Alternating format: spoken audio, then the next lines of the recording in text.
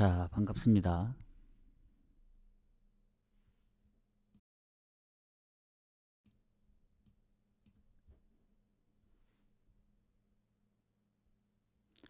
소리가 조금 작으신 분들은 볼륨을 좀 키워주시면 될 것 같습니다. 자, 어제 저는 호펜하임 빼고 이제 오버 2개를 갔는데 아쉽게 됐네요. 라이프치히가 오버가 안 나서 좀 아쉽게 됐지만 그래도 어제는 뭐 가볍게 그거 한 주한만 갔기 때문에 오늘 챔스, 내일 유로파에 집중을 좀 한다고 했습니다. 해서 18경기 바로 가보도록 하겠습니다. 오신 분들 추천.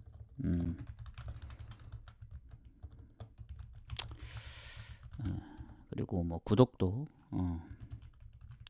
한 번씩 눌러주시고요. 자, 그러면 가보도록 하겠습니다. 자, 일단 파리랑 이 뉴캐슬 먼저 가보도록 할게요. 잠시만요. 제가 뉴캐슬을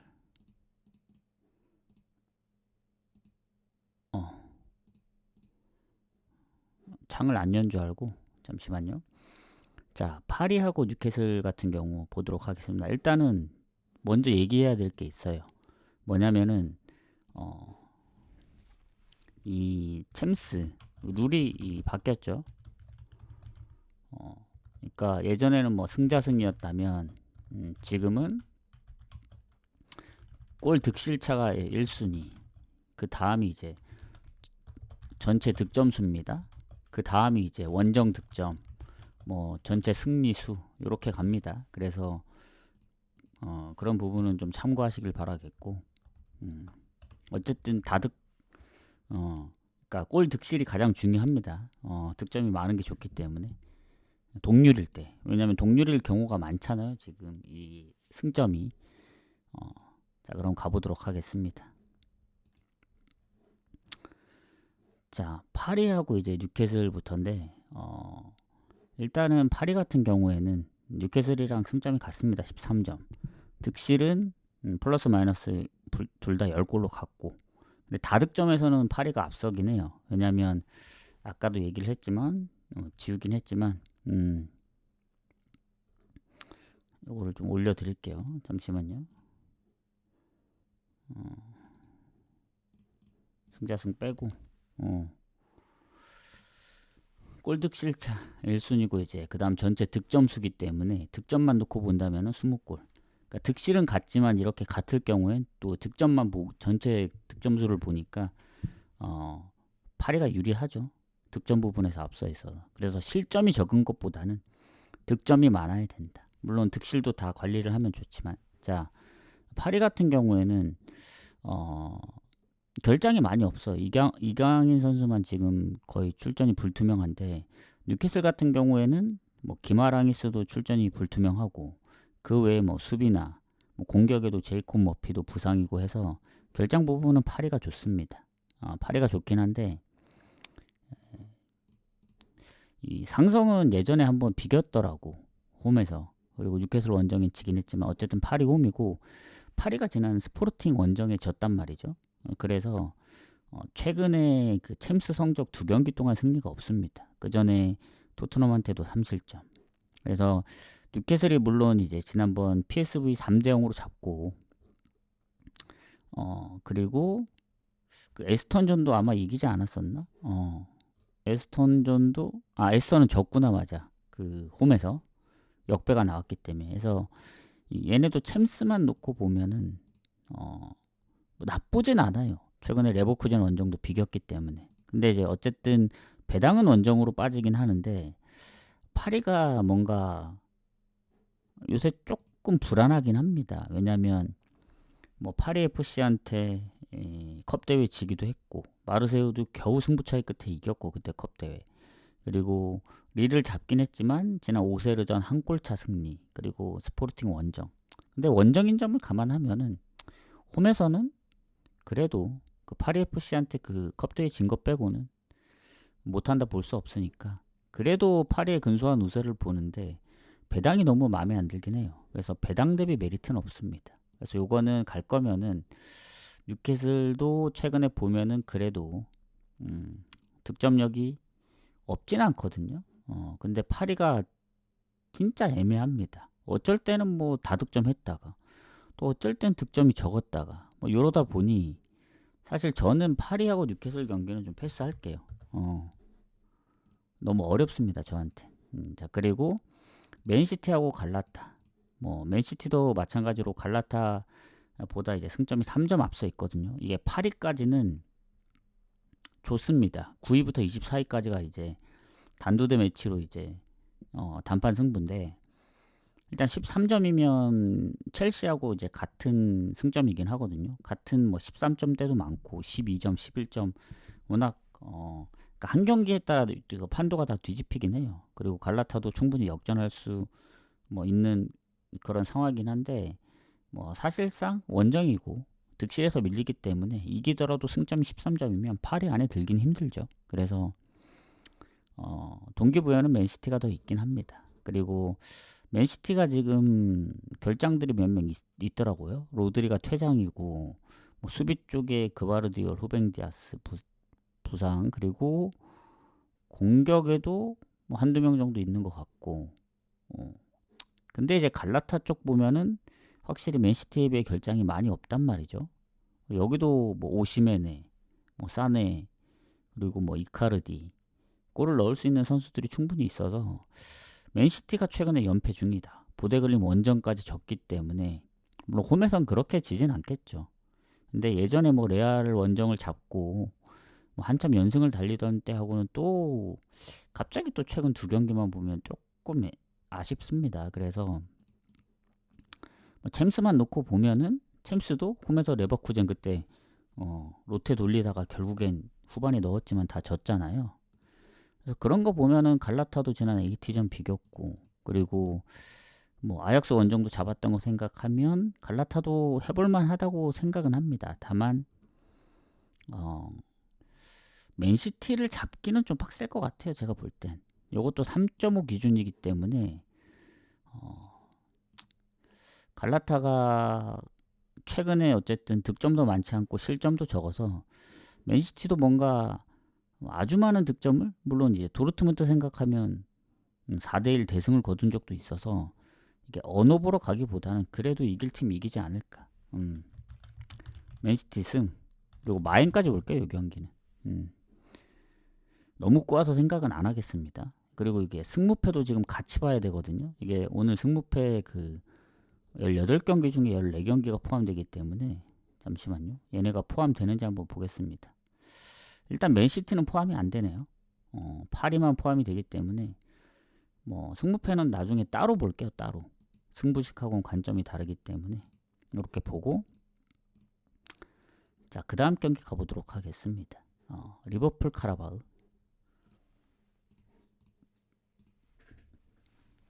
자, 카라바흐하고 득점은 한 골 차인데 실점 부분에서 좀 차이가 많이 있고, 이삭 여전히 부상 중, 수비 쪽에 부상이 있고, 카라바흐가 부상면에서는 좋긴 한데 리버풀이 최근에 너무 잘해요. 얘네가 지금 한 13경기인가 무패일 거예요 아마. 그리고 홈에서도 6경기 4승 2무고 3승 3무구나. 그리고 마르세유 원정을 3대0으로 잡았다 보니 최근 챔스도 이제 인테르도 잡고 해서 PSV한테 진 것만 이제 그때 당시에는 좀 워낙 못하고 있었을 때였거든요. 연패 당하고. 그래서 최근에는 워낙 잘하기 때문에 카라바흐가 지난 뭐 프랑크를 잡았든 아니면 뭐 챔스에서 은근히 좀 끈질기게 했다고는 하지만 그건 홈에서의 얘기고 원정에서는 확실히 좀 약합니다. 그래서 이것도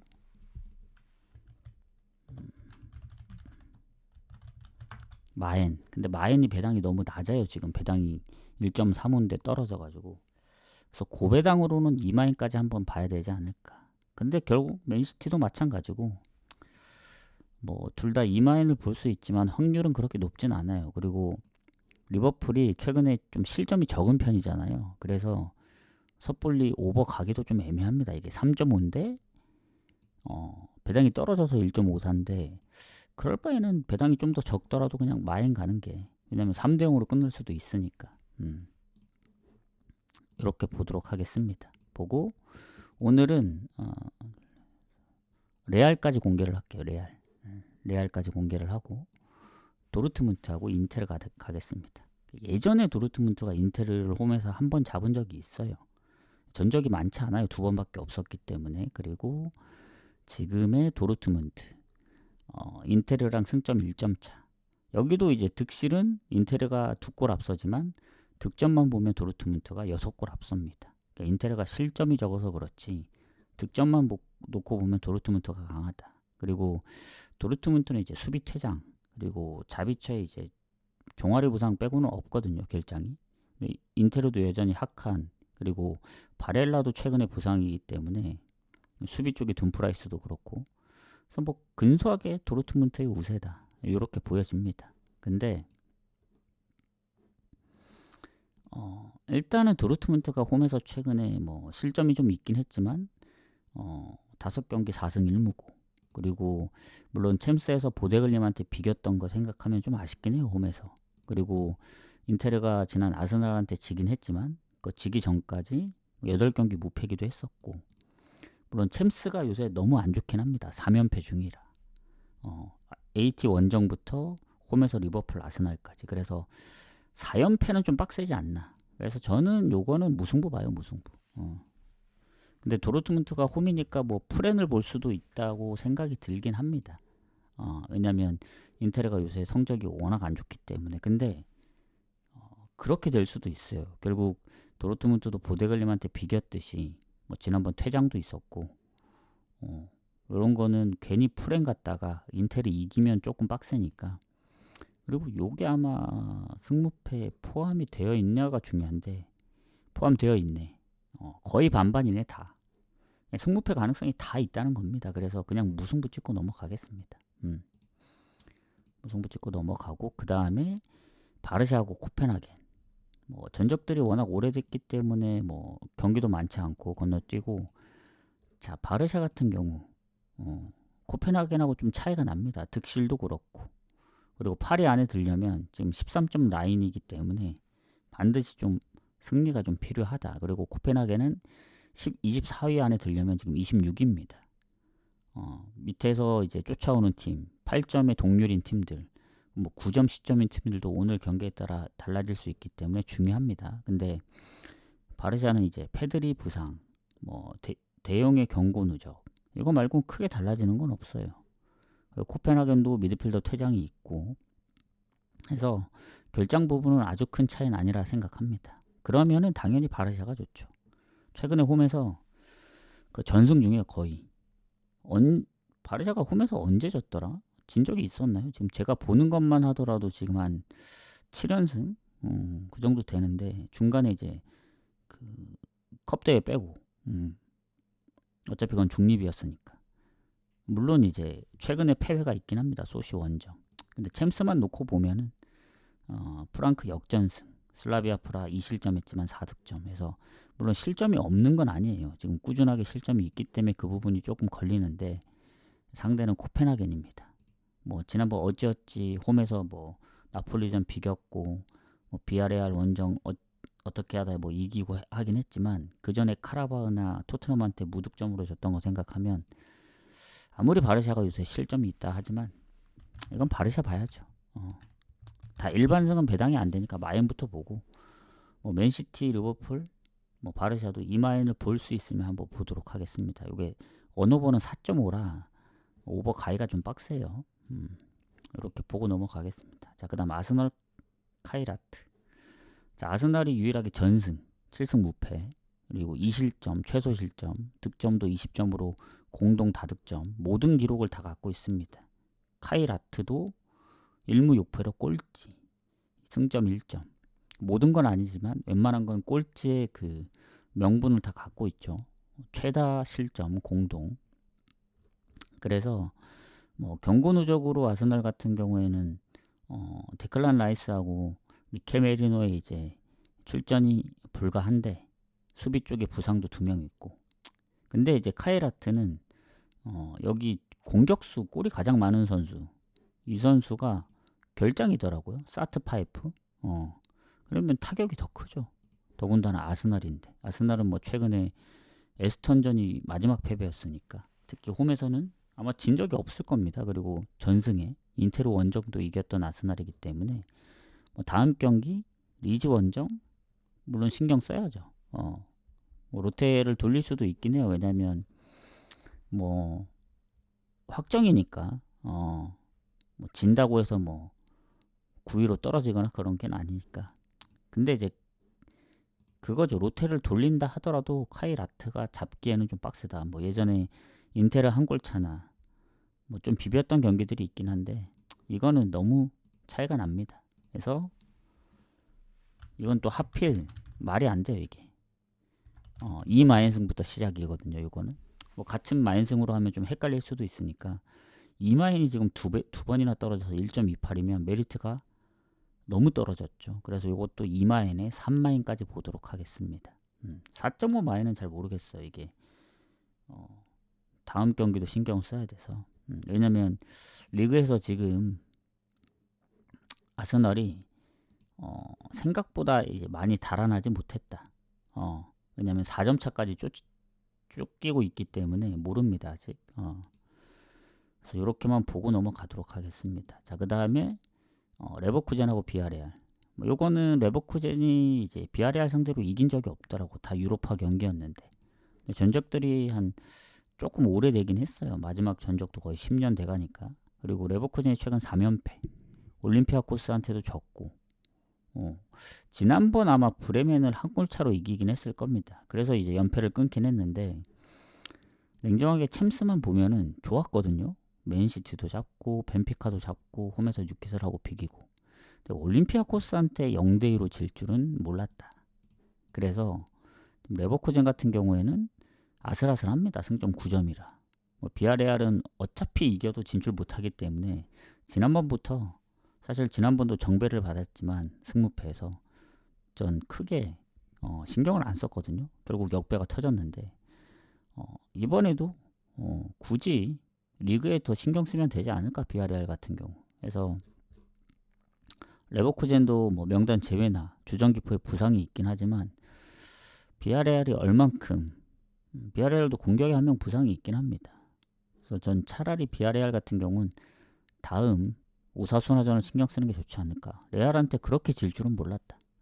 그래서 레버쿠젠도 어쨌든 연패를 끊기도 했고 그리고 그 챔스도 성적이 나름 괜찮았기 때문에 오늘 이기면서 그래도 뭐 8위는 확보를 못하지만 승점이 9점밖에 안 돼서 24위 안에는 들어야 되기 때문에 레버쿠젠 승만 보도록 하겠습니다. 그러니까 비아레알이 뭐 딱히 뭐 동기부여가 없어서 굳이 비아레알 버리고 이제 뭐 마엔까지 보기에는 레버쿠젠도 요새 애매해요. 그렇기 때문에 일단 일반 승만 보도록 하겠다. 자, 아까 레알까지 공개한다 했죠. 자, AT하고 보데글림 가도록 하겠습니다. 자, AT 같은 경우에는 보데글림하고 승점이 2배 차이. 보데글림도 아직 24위 가능성은 있는데 좀 빡세긴 합니다. 그리고 AT는 8위 안을 노려야 되는 상황이라 승점 13점 라인이라서 상당히 중요하고 그리즈만의 출전 여부만 좀 불투명하고 보데글림은 뭐 완전 결장은 없는데 뭐 개인 사유로 빠지거나 좀 출전이 불투명한 선수가 몇 명 있어서 AT가 전체적으로 좋다. 그리고 이제 최근에 챔스에서 뭐 4경기 연속 무패 중이니까 홈에서는 인테르도 잡고 그래서 보데글림은 지난번 맨시티를 잡은 게 좀 크긴 합니다. 그리고 도르트문트 원정도 2대2로 비기고 단순히 홈에서만 잘한다기보다는 웬만한 강팀들 상대로 뭐 토트넘, 뭐 모나코, 유벤투스, 뭐 지난번 맨시티도 잡고 그러니까 지더라도 골을 넣는 상황들이 많았기 때문에 아무리 A티어도 무조건적으로 이기긴 좀 힘들다. 그래서 뭐 A티는 8위를 노리는 상황이긴 한데 보데글림은 24위 더 간절할 거야 아마. 일단 이기고 봐야 되니까. 그래서 뭔가 3.5 기준이어도 오버 가능성이 있긴 한데 살짝 좀 애매합니다. 모든 경기에 다 득점을 많이 했던 건 아니기 때문에 최근에 득점이 좀 많긴 했지만, 그래서 일단 그래도 AT 승부로 봐야 되지 않을까. 네, 마인을 보기는 조금 애매해요. 뭔가 2대1 스코어 나올 수도 있어서 그건 좀 고민을 해봐야 될 것 같습니다. 그리고 이게 제가 이제 승부패를 같이 체크를 안 했는데 AT가 어쨌든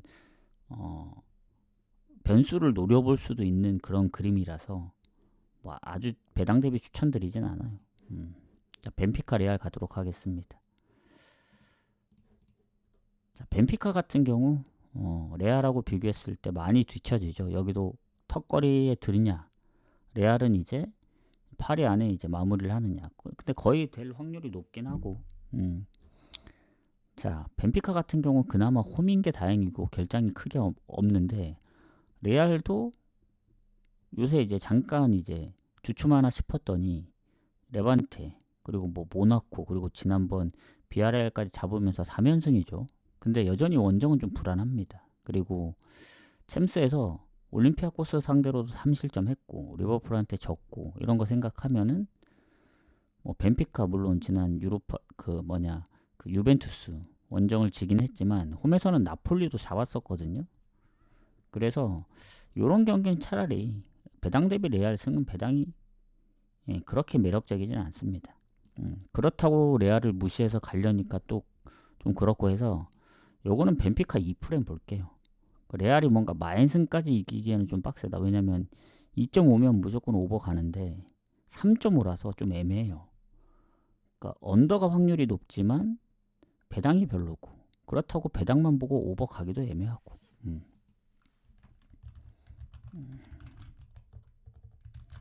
이렇게 보도록 하겠습니다. 자, 프랑크부터는 그냥 가보도록 하겠습니다. 잠시만요.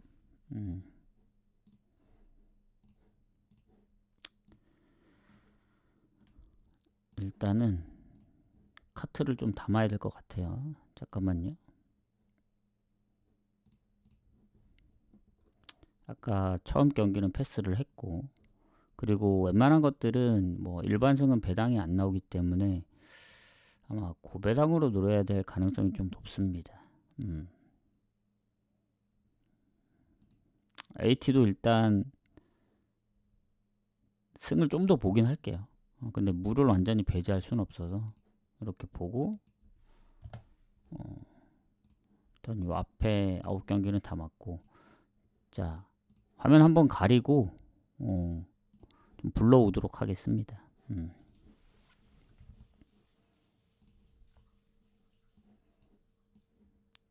잠시만 기다려 주세요. 이게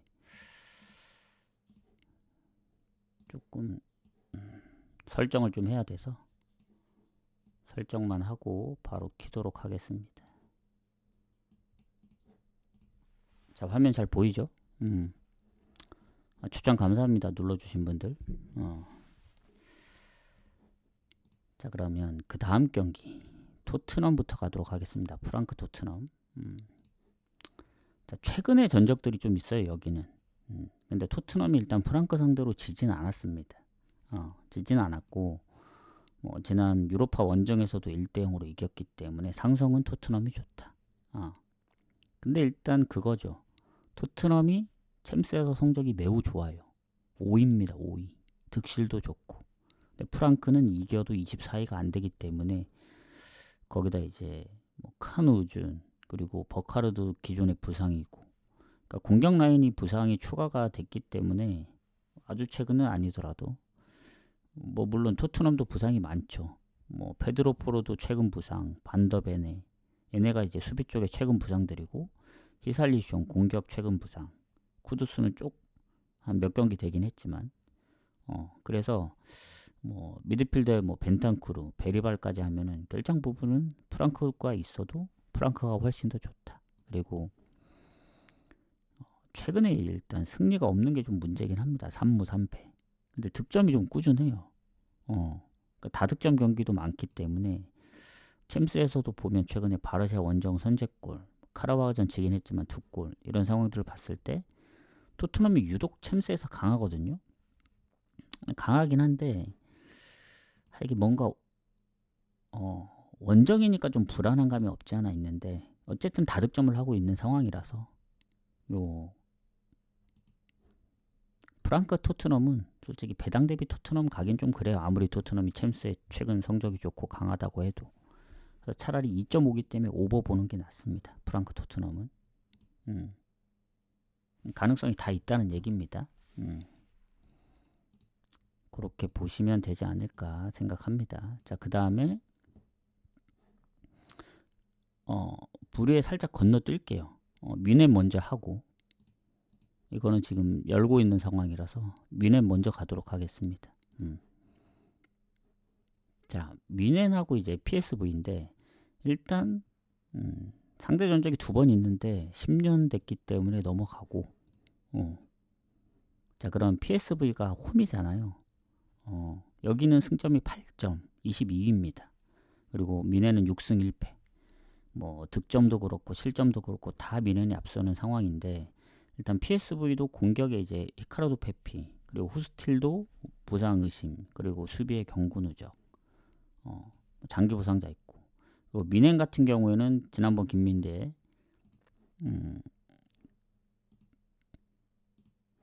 그 위니옹전 그때 아마 퇴장이 있던 걸로 아는데 잠깐만요.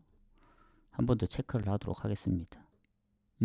그때 퇴장으로 못 나옵니다. 그리고 기존의 부상자들 수비 쪽에 그거 말고 미드필더 공격 라인은 부상자가 없기 때문에 이거 뭐 PSV가 아무리 홈이더라도 지난 뉴캐슬 원정 0대3 패배 그리고 그 기존에 이제 AT 2대3 뭐 패배 뭐 나폴리 6대2 승리 리버풀 4대1 승리 그러니까 여기는 지든 이기든 계속 이제 오버가 났던 경우가 많은데 뮌헨 같은 경우에는 어쨌든 지난번 처음으로 졌단 말이죠. 아우크한테. 예, 그리고 챔스에서는 진 적이 있습니다. 아스날전에. 그리고 위니영 정도 결국 이제 퇴장이 있긴 했지만 2대0으로 이기긴 했는데 생각보다 뮌헨이 원정이라서 막 너무 좋다. 뭐 압도적으로 이길 거다. 그 정도의 느낌은 아니에요. 그래서 배당도 일반 승인데 거의 1.5를 준 것 같고 그럼에도 불구하고 뮌헨이 유리할 수밖에 없다 생각합니다. 원정이어도 미드필더 공격 라인이 뭐 결장이 많이 없어서 그래서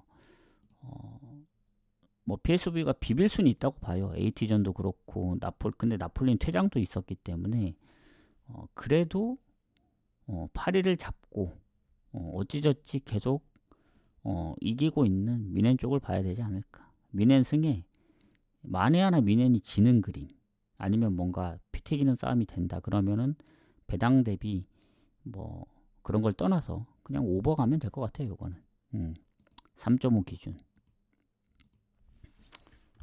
오버 일단 승을 보고 그렇게 가도록 하겠습니다.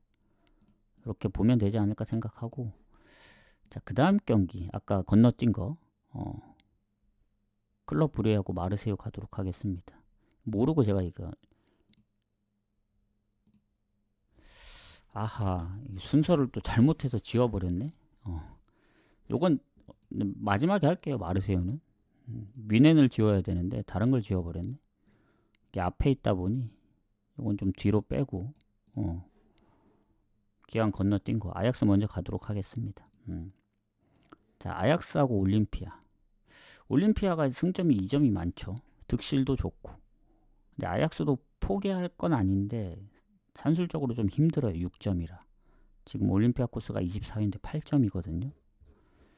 근데 일단 아약스 홈이고 결장도 많이 없긴 합니다. 근데 올림피아도 마찬가지고 근데 이제 문제는 뭐냐면 지난번 비아레알을 잡으면서 이제 신락 같던 희망이 생겼는데 아침에서 지금 원정에서 2경기 연속 승리를 해서 승점을 딴 거거든요. 그 전에 성적이 안 좋았다가 그리고 리그에서도 패배가 최근에 없긴 한데 실점이 좀 많습니다. 실점이 좀 많고 잠깐만 이게 지난번에 폴란담을 2대0으로 뭐 잡아서 그나마 이제 마지막 경기가 실점이 없긴 했지만 그 전에 이제 계속 2실점씩 했고 그래도 뭐 레버쿠젠을 잡았다고는 하지만 뭐 홈에서는 레알한테 3골도 넣고, 근데 뭔가 아약스 원정은 좀 빡세지 않을까 그런 생각이 들어요. 뭐 둘 다 확률은 올림피아가 더 높긴 해요. 승점이 2점이나 앞서기 때문에. 근데 일단 아약스도 이기고 봐야 돼서 홈이기도 하고, 그리고 다음 경기 엑셀시오로 원정이 있긴 하지만 지금 어쨌든 기세를 좀 탔잖아요. 어쨌든 득점도 꾸준하고, 그래서 뭐 올림피아코스도 지금 챔스 2경기 무실점이긴 한데 상대가 카이 라트였고, 또 홈에서는 모르겠어요. 레버쿠젠을 뭐 진짜 실력으로 잡은지 제가 그거는 하이라이트로 못 봤기 때문에 그런데 무시할 수준은 아니라 봅니다. 홈에서만큼은. 근데 원정은 솔직히 의문이 된다. 그래서 아약스 프렌 봅니다. 이거 확률은 아약스 2프렌이 가장 맞고, 그 다음이 프렌, 그 다음은 뭐 승무 쪽, 이렇게 보시면 될 것 같다. 이게 승패는 무승부가 좀 걸려서 뭐 배당 대비 오버는 좀 별로입니다. 자, 다시 또 건너뛰기 전에 클럽 브리에하고 마르세유 먼저 가겠습니다. 그리고 잠시만요. 자, 브리에 같은 경우 승점 7점, 마르세유 9점. 그러니까 득실도 마르세유가 좋고 승점도 앞서는데 이게 홈이라 모른다. 결장도 거의 없고. 마르세유는 지금 이고르 파이샹의 지금 출전이 불투명하고 수비 쪽에 경고 누적의 부상이 있거든요. 그래서 결장 부분은 클럽 브리에가 좋습니다. 더군다나 지난번 이제 불안했는데 4대1 대승을 거뒀고, 그 전에 홈에서 바르샤한테도 리드하다가 결국 3대3으로 비겼고, 이런 거 보면은 마르세유는 또 지난번 몰라요. 요새 리그에서는 그나마 조금 잘 해가는 듯 싶었는데 챔스에서 연승을 하다가 결국 리버풀한테 무득점으로 졌거든요. 뭐 스포르팅도 아쉽게 역전패 당했고, 그러니까 못하진 않습니다. 그래서 이런 경기 같은 경우엔 차라리 어디가 이겨도 좀 실점을 할 가능성이 있지 않나. 그래서 저는 개인적으로 언오버로 가야 되지 않을까. 이 경기 같은 경우에는 3.5를 줬거든요. 참 애매하게. 위니용전처럼 뭐 3득점, 뉴캐슬 2득점 이런 경우가 있는데 브리에가 뭐 얼마나 득점을 해줄지 모르겠어요. 아스날전 무득점이었기 때문에. 근데 마르세유 정도면 가능하지 않을까. 그래서 오버 보겠습니다. 요거는. 그냥 배당 노리고 가는 겁니다. 확률을 떠나서. 자, 이렇게 하고 그 다음 경기 뭐 미넨 했고 아약스도 했으니까 이제 나폴리 첼시죠. 자, 오늘 어찌 보면은 뭐 제일 재밌는 경기가 될 수도 있는데, 일단 나폴리 같은 경우 첼시하고는 승점이 5점이나 차이 납니다. 나폴리는 24위 안에 들어야 되는 상황이고 첼시는 딱 8위거든요. 득점도 2배 차이. 사실상 나폴리 같은 경우에는 힘들어요. 아까 이제 얘기를 했죠. 가장 이제 이 챔스 리그가 바뀐 이후에 승자 승이 우선이 아니고 골 득실차가 1순위입니다. 그 다음이 전체 득점수. 근데 같은 이제 8점인 라인들에서 보면은 득실이 비슷하긴 해요. 근데 결국 마이너스고, 그러니까 플러스인 뭐 PSV보다는 당연히 안 좋죠. 그리고 득점도 7득점이기 때문에 결국 다득점 부분에서도 밀릴 수밖에 없는 상황이고, 그래서 동률일 경우에는 좀 빡셀 수가 있다. 그런 상황입니다. 그런 부분도 신경을 써야 되고, 왜냐면 나폴리가 비기면서 밑에 뭐 보데글린, 벤피카, 파포스, 뭐 위니용 이런 팀들이 이기면은 또 상황이 좀 이상해져가지고, 어쨌든 뭐 이겨야 되긴 해요. 홈이기도 하고. 근데 최근에 홈에서는 진짜 잘하거든요. 진 적이 없을 만큼. 원정은 뭐 유벤투스한테 치고 지난번 코펜하겐한테 비긴 게 좀 크죠. 그거 잡았으면 모르겠는데. 그 예전에 프랑크하고도 홈에서 비기고. 그래서 잘하긴 하는데 뭔가 요새 무가 많아서 조금 걸립니다. 그리고 첼시 같은 경우도 지난번 파포스 한 골차 승리. 예. 그러니까 뭐 아스날하고도 비비고 최근에 브랜트포드 상대로 이기면서 그 리그 같은 경우에는 꽤 오랜만에 이겼잖아요. 근데 이제 꾸준하게 실점도 있었고 그렇긴 한데 저 언제도 있었구나. 크리스탈 팰리스. 이게 지금 반영이 안 됐네. 그 저번 주께. 확실히 제가 보는 이 문제가 있나 봅니다. 지금 업데이트도 느리고 반영이 다 안 됐네. 그때 크리스탈을 이겼죠. 3대1로. 그러면 오랜만에 이긴 게 아니고 브랜트포드전 이후니까 뭐 연승을 하고 있긴 하네. 다만 뭐 파포스전까지 합치면 4연승이긴 한데 뭐 찰튼까지 합치면 뭐 4연승이고. 근데 어쨌든 최근에 뭐 실점이 좀 적어진 편이긴 하지만 실점이 없었던 건 아니거든요. 그리고 나폴리도 나름 홈이기 때문에 첼시 입장에선 뭐 쉬워 보이진 않는다. 근데 나폴리가 좀 더 좋아 보였으면 프렌을 가겠는데 모르겠어요. 막 그 정도로 좋아 보이진 않거든요. 왜냐하면 지금 나폴리 보면은 기존의 부상자들에서 최근에 뭐 부상이 뭐 주전기포도 부상 중이고 그리고 추가된 부분도 있고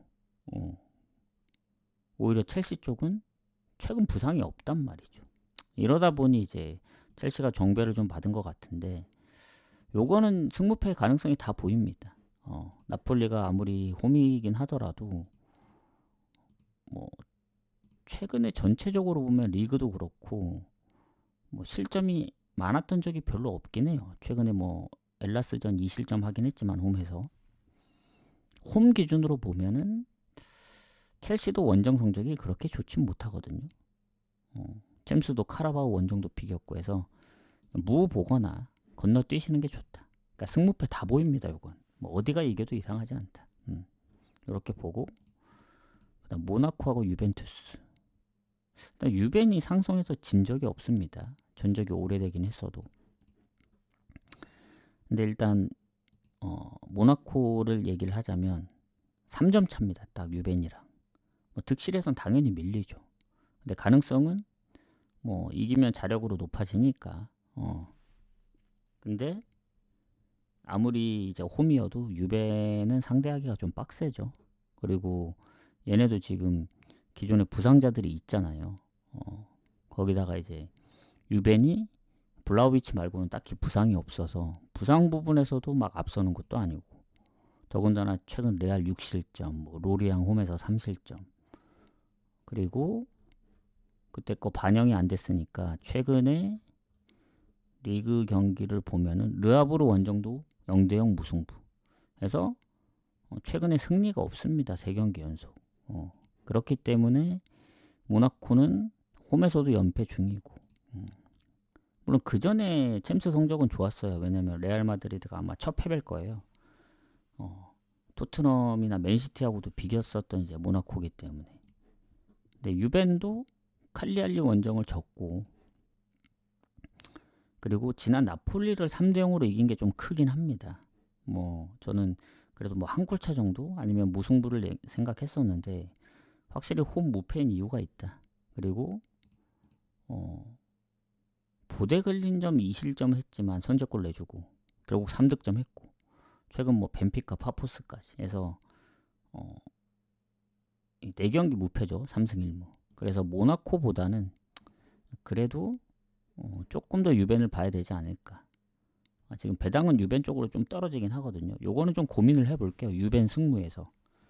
일단 유벤이 배당이 떨어져서 메리트가 좀 사라지긴 했는데 모나코도 그동안 챔스에서 보여준 성적이 있습니다. 레알 그 원정만 빼고는 맨시티하고도 비겼었기 때문에 유벤도 냉정하게 뭐 확실히 홈에 비해서는 원정이 조금 딸리는 건 사실이니까 보데글린전 2실점도 그렇고 해서 이거는 승무가 보이기 때문에 뭔가 승부식으로 갈 경기는 아니다. 그냥 승무패가 있다면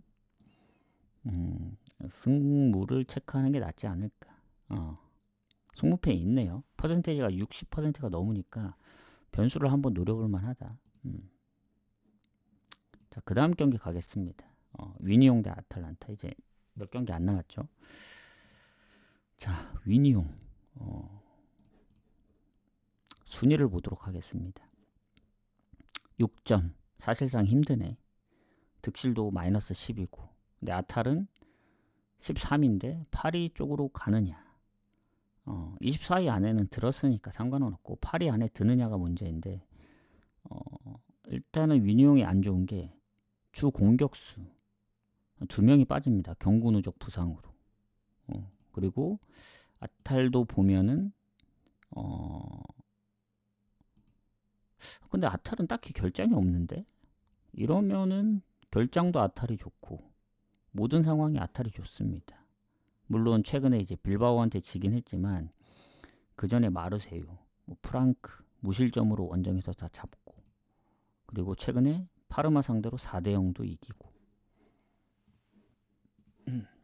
그래서 아탈이 빌바오한테 지긴 했지만 위니용한테 질 정도는 아니라 생각합니다.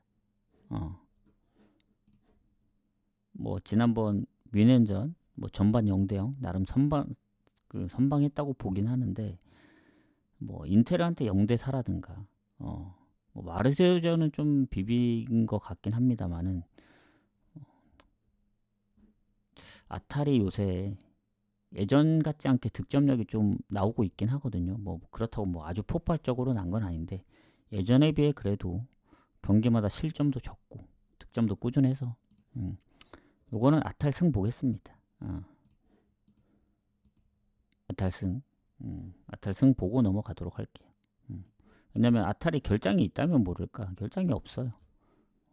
이렇게 보고 자, 그 다음 경기 빌바오 스포르팅. 자, 빌바오 같은 경우에는 지금 23위 거의 커트라인에 걸쳐 있거든요. 8위 접승점 8점. 스포르팅은 13점 10위. 그러니까 8위로 갈 수 있는 아주 좋은 기회죠. 득실도 괜찮고. 그리고 빌바오 같은 경우는 지금 윌리엄스 쌍으로 지금 부상입니다. 이나키 윌리엄스, 니코 윌리엄스, 그다음 미드필더 경고 누적. 수비에도 최근 부상이 있고 그래서 빠지는 선수들이 몇 명 있어요. 그에 반면에 스포르팅은 최근 부상이 거의 없습니다.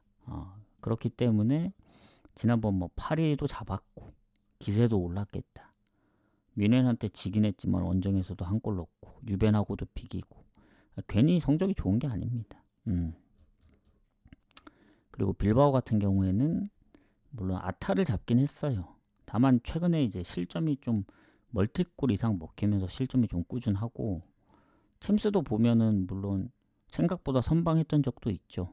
홈에서 8이랑 비겼다든가. 근데 그것만 갖고 물론 3경기 무패긴 해요. 최근 챔스만 보면은. 그래서 스포르팅도 이제 원정에서 승리가 많거나 그렇지는 않잖아요. 홈에서 좋은 거지. 그렇기 때문에 요것도 완벽하게 이제 스포르팅 승만 보긴 어려워서요. 그래서 빌바오가 지금 정배를 받았거든요. 이게 나중에 되면 배당이 바뀔 수도 있다는 생각이 듭니다. 서서히 스포르팅 쪽으로 내려가고 있기 때문에 정력배가 바뀔 수도 있어서 이거는 빨리 스포르팅 2프렌 봐야 된다. 그러니까 스포르팅 승무 사이드로 보는데 프렌 받으면 프렌 가야죠. 자, 이제 마지막 경기 가보도록 하겠습니다. 마지막 경기 하기 전에 추천. 라이브 보시는 분들은 추천, 유튜브 보시는 분들은 구독, 업도 눌러주시면 좋고요. 자, 마지막 경기 파포스하고 슬라비아 프라 가도록 하겠습니다. 추천 지금 눌러주시는 분들 감사합니다. 그래도 몇 분 눌러주셨네. 예. 많진 않지만 원래 비로그인 보는 사람들도 있어가지고 그거 제외하면은 눌러주실 분도 눌러줬다 생각을 하고. 자, 마지막 경기 가보도록 하겠습니다. 자, 파포스하고 슬라비아 프라. 사실 여기는 마지막 경기이기도 하고 슬라비아 프라는 가망이 없고 파포스도 6점이라 사실 힘겨워요. 득점이 4득점이라서. 그래서 그냥 서로 유종의 미죠. 근데 이제 파포스는 경고 누적도 있고 미드필더. 그리고 슬라비아 프라도 보면은 곳곳에 부상이 한두 명씩 있습니다. 전체적으로 볼 때는 어느 쪽이 너무 안 좋다라고 보기엔 어려운데 어쨌든 파포스는 일단은 이제 키프로스 팀이잖아요. 우리한테 잘 이제 뭐 친숙하지 않고, 그럼에도 불구하고 홈에서 뭐 비아레알도 잡고 모나코하고도 비기고, 뭐 이런 거 보면은 무시할 수는 없습니다. 그리고 슬라비아 프라하도 지난번 전반만 보더라도 바르샤 2대2, 그리고 아탈 원정도 비겼던. 근데 득점력으로 보면은 결국 파포스는 이제 홈에서 대부분 다 득점을 했고, 슬라비아 프라하는 최근 어쨌든 원정에서 득점력이 안 좋다 보니 그래도 파포스 쪽으로 볼 수밖에 없는 흐름이긴 해요. 이것도 슬라비아 쪽으로 빠지는데 뭐그 정도는 아니고, 저는 그래도 파포스 승부 보고 넘어가겠습니다. 그러니까 슬라비아 프라하가 아타라 원정 비겼던 거 물론 높게 봅니다. 근데 결국엔 득점이 없었다는 거 생각하면 모나코나 뮌헨 그리고 비아레알 상대로 골을 넣었던 파포스를 좀 더 높게 볼 수밖에 없어요. 그래서 파포스 승무, 승을 좀 더 우세하게 본다. 뭐 그렇다고 아주 높게 보는 건 아니고, 그래서 승무 보고 넘어가도록 하겠습니다. 해서 오늘의 결론은 경기도 많고 어제보다 뭐 갈 게 훨씬 많잖아요. 그리고 뭐 어쨌든 고배당이 됐든 역배가 됐든 무승부가 됐든 잘 조합해서 가는 게 중요한데, 일단은 일반승 배당들이 적은 경우가 많습니다. 맨시티, 리버풀, 뭐 아스널.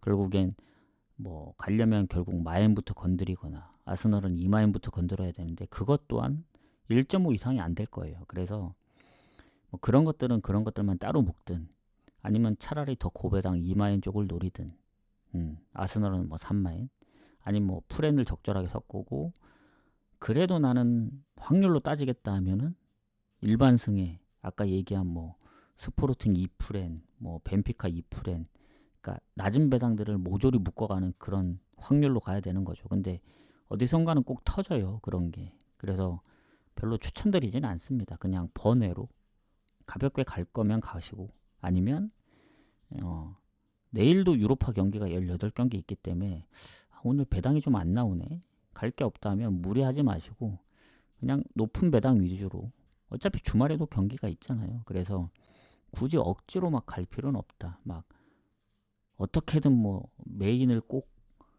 찾아내서 골라가야겠다.